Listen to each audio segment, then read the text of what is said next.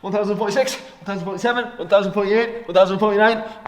Oh, sorry, I'm just headbutting the floor. Believe it or not, some fuckers do push-ups like that. I'm going to tell you in this video how to actually do a push-up properly because most of you are doing them completely wrong. Now, a press-up is something that a man should be able to do. And actually, a woman should be able to do as well. But men tend to be stronger at upper body movements because of the mass that they have on their body. They tend to be stronger. Women tend to do often better with lower body exercises. That's just the male and female dynamic and how it works. Now, press-ups. When you first get into press-ups, a lot of men like to think they're good at push-ups, but many men are not because they're not doing them properly. And actually, some of them are doing them dangerously.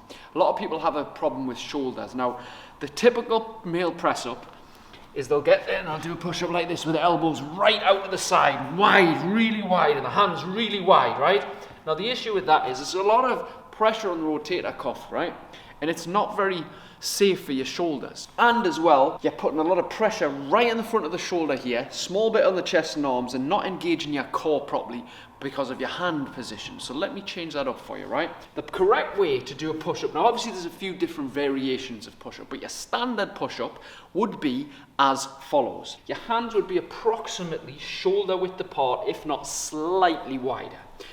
A lot of men take a big wide stance on that. Now, there's nothing necessarily wrong with that. It's just you're decreasing your range of motion when you do that. More correct average form of a push-up would be shoulder width or slightly apart with your hands. Here comes the next two cues that I always tell my guys in TST. Shoulders over the wrists. What that means is your shoulders, when you're doing a push-up, should be over your wrists. And I say chin in front of the thumbs. Now, if I was to draw a straight line down from my chin to my thumbs, it would be in front of the thumbs. Yes? So I'm looking down, you can see here. My chin, if a straight line is in front of the thumbs. Now, ideally I would be on my toes to do a press up. Okay?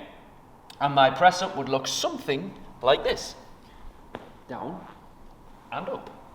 Down and up. Now, a lot of people, when they're beginning push-ups or when they're struggling, the arse comes up because guess what? You know what this is?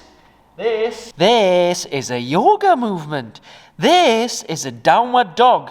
It's not a fucking push-up. When it gets hard, people do this.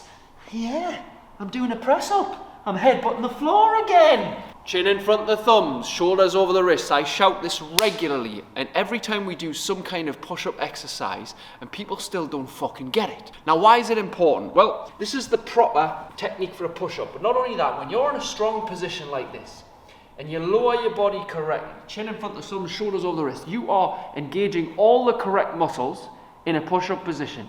Your triceps, your chest, and also your core. Now, what some people do is they let the hips sag down. This means that you're not engaging your core properly. People talk about a strong core. Push-up is more or less a full body exercise, and people don't realize this. When you're doing a push-up, if I was to pinch your calf or stick a fork in your calf, you'd probably know about it. You need to squeeze your legs tight, your butt cheeks, your core, which is your whole trunk, not just your abs. All right, you need to be strong in the arms, your shoulders, your forearms, your wrists, your chest. It's a full body exercise. And if you do them properly, you'll feel it in your full body. If you could do 20 press-ups with your chest to the floor, you are actually quite strong. There's not many people can do 20 press-ups with their chest touching the floor while their knees and hips do not. That's a full, strong push-up. This is the definition of a correct push-up. Now, you can do this straight away at the gym or even in the house if you're doing press-ups. Shoulders over the wrists, chin in front of the thumbs, belly tucked in, as in hips not hanging down. I see this a lot as well. Hips hanging down, not core. You'll hurt your back eventually because look at the pinch. Look at the floor does not need more dick. It needs more nipple. Think about that. Floor needs more nipple. Hips up, core tight, down, chest to the floor. One and up. Now, in order to make these easier, you would usually do them faster.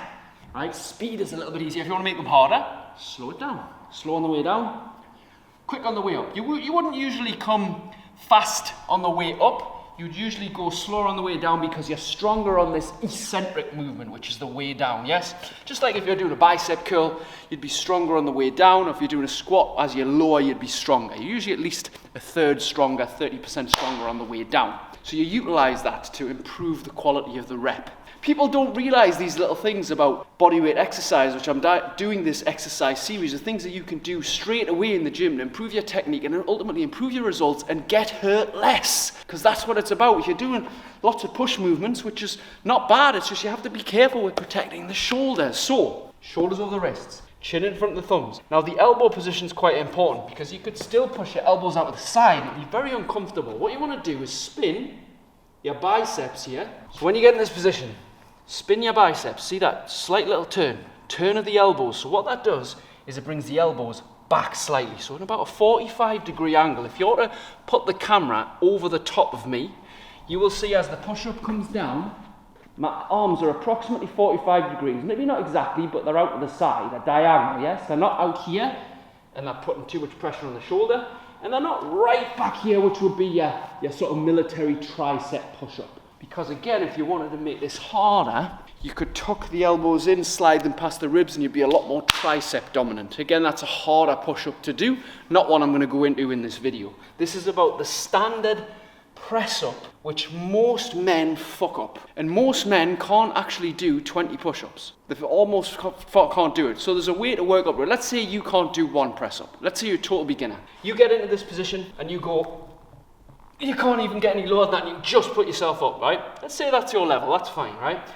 There's a few ways to progress this. I always try and encourage people to do push-ups on their toes, even if they can only go a little distance. If they don't have the strength to go deep, that's fine. So even this I would count as a press-up.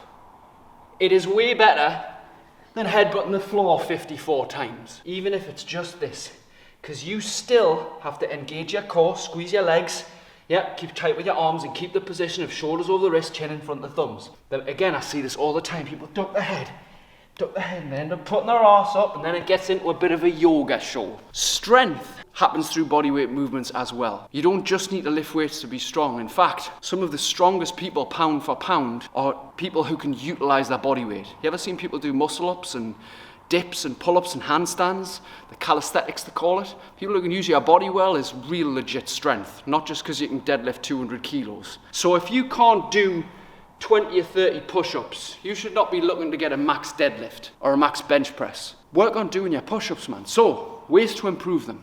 Number one, I like to teach a hands-off push-ups. So what that basically means is you utilize the descent of your push-up. You can safely put your knees down, you can get down to the floor, and there's two ways to do this. You can push straight back to the knees, which is an easy press up, then come onto the toes. So if you see that from the side, come down, hands off, knees, toes. Pretty basic, simple. To make it a bit harder, you squeeze your knees, you don't bend them.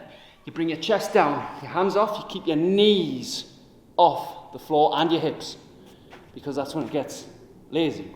Knees and hips off, and then from here, if you have the strength to push back up, you can do it that way as well. So your hands-off push-up is a variation to get used to working the depth. Number two, slow your descent. Slow the eccentric down. So again, you can do this with a hands-off press-up. You can 1, 2, 3. You don't have to take your hands off. If you're strong enough to go 1, 2, 3, chest touching up, great.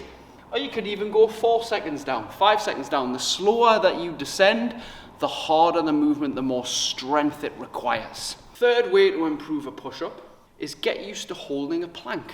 Because at the end of the day, when you're doing a push-up, you're in a plank position. A couple of ways to do a plank. One is your elbows, one is your hands. So get used to holding the plank for a minute or 2, 3 minutes, yeah? See if you can just hold it in this proper position. And again, this is not a plank. It's a fucking yoga move called a downward dog, and you stay in this position for a long time. Now, I'm not saying it's easy to hold in this position for 7 minutes, but what I'm saying is a strict push-up is way fucking harder than doing this. So when you're doing a plank, hips down, strong core. What I mean by strong core is if your core's weak, that'll happen, because you're not engaging your core, you're not squeezing your trunk, which is your midsection of your body, and keeping tight.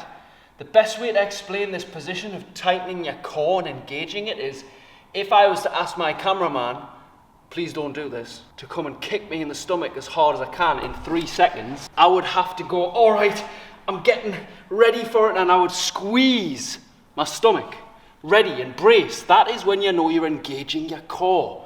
Squeezing the stomach and being tight in your midsection, bracing and ready. Get used to holding the plank for a period of time. That is another way to progress a push-up. The final point to improve your push-ups is choose a method, and a great way to insert volume into your training and do more push-ups than you ever possibly imagined is by taking a technique of every minute on the minute, or we call it EMOM for short. So you click the stopwatch on, and on the 0, you start off with however many push-ups you can do comfortably. So if you know you can do 10 push-ups, you do 10 push-ups. Then you let the stopwatch go around to the next minute. On the next minute, you do another 10. And then once you've done that, you wait till the next minute, do another 10. Next minute, do another 10.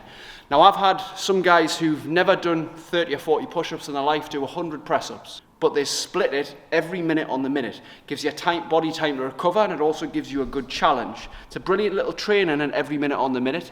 If you could do every minute on the minute, 10 rounds, it would take 10 minutes, but you did, say, if you were quite a beginner and you did 5 push-ups, then you would do 50 press-ups, right? Excellent for getting your technique. Let's say you could only do 2 press-ups. What if you did 2 every minute on the minute? There's your first 20 press-ups. Eventually, move it to 3, move it to 4. If you could get 10 press-ups every minute on the minute, it's 100 press-ups. If you were strong and capable enough to get 20 press-ups every minute on the minute, that's 200 press-ups in 10 minutes. Maybe you've never been shown or taught on press-ups. And the technique, there's a technique to everything. People think that they're doing it right, and most people are actually doing it wrong and causing themselves more harm.